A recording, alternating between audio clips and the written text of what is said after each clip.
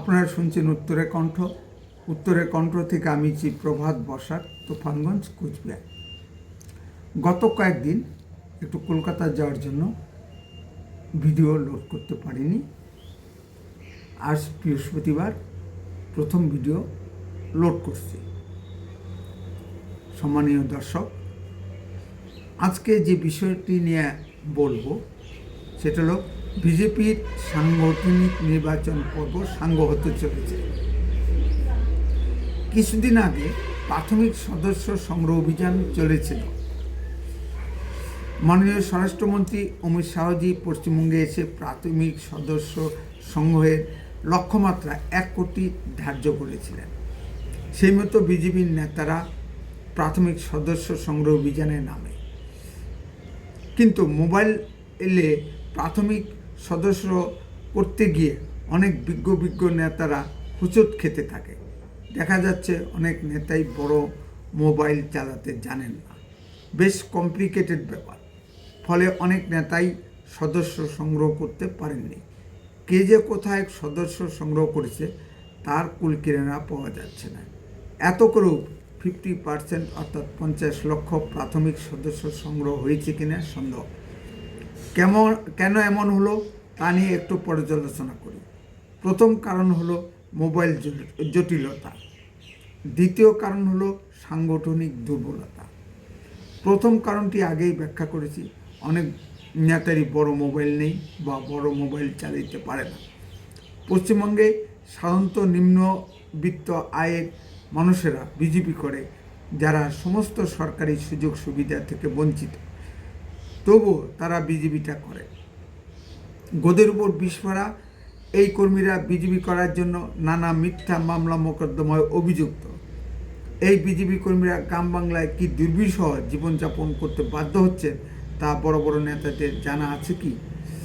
তাদের হাটবাজার, দোকানপাট, চাষাবাদ গত লোকসভা ভোটের পর থেকে এখনও বন্ধ আছে। গ্রামে থাকতে গেলে প্রত্যেককে কিছু দুর্বলতা থাকে। তৃণমূল খুঁজে মানুষের সেই দুর্বল জায়গাগুলোতে আঘাত করে। কিছু না পেলে পায়ে পা দিয়ে ঝগড়া করে। তৃণমূল মানুষের ভিতর সম্পর্ক বিষাক্ত করে দিয়েছে। নেতারা নির্যাতিত বিজেপি কর্মীদের কোনো খোঁজ খবর রাখেন না। অনেক নেতাই রাগ করে চুপ করে বসে আছে। তাদের সক্রিয় করে তোলা বা সংগঠনের সহিত একাত্ম করার জন্য কোনো প্রয়াস বিজেপিতে দেখা যাচ্ছে না। এই ত্যাগী নেতাদের চুপচাপ থাকার কারণে অনেক ভুইফোর, মিথ্যাবাদী, তোলাবাজ, কামাই নেওয়ালা নেতারা সংগঠনের দায়িত্ব নিয়ে বসে আছে, যাদের সমাজ জীবনে কোনো বিশ্বাসযোগ্যতা নেই, যাদের কথায় কেউ প্রাথমিক সদস্য পদ নিতেও চাচ্ছে না।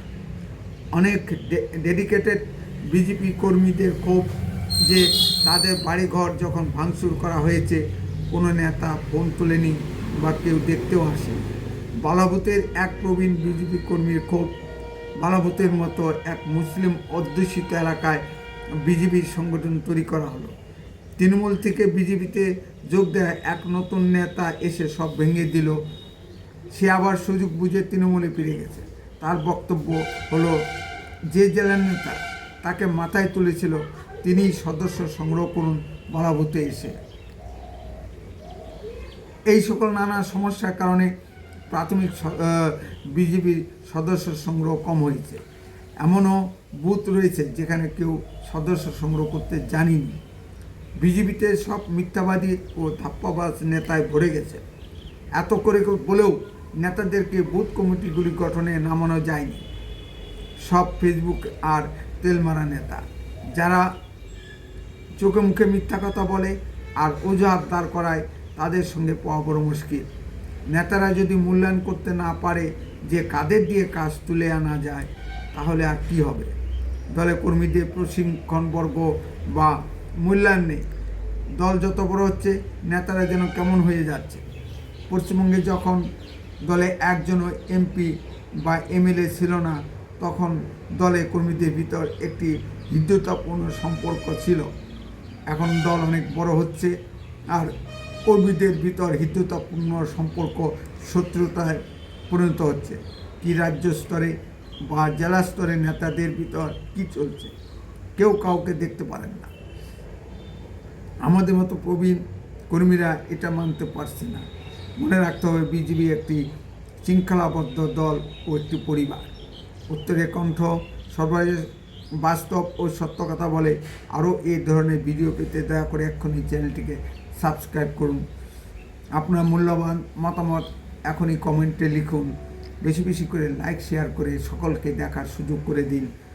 উত্তরের কণ্ঠ দেশের কথা বলে, দশের কথা বলে। আপনারা চোখ রাখুন উত্তরের কণ্ঠের পর্দায়। বন্দে মাতরম, ভারত মাতা কি জয়।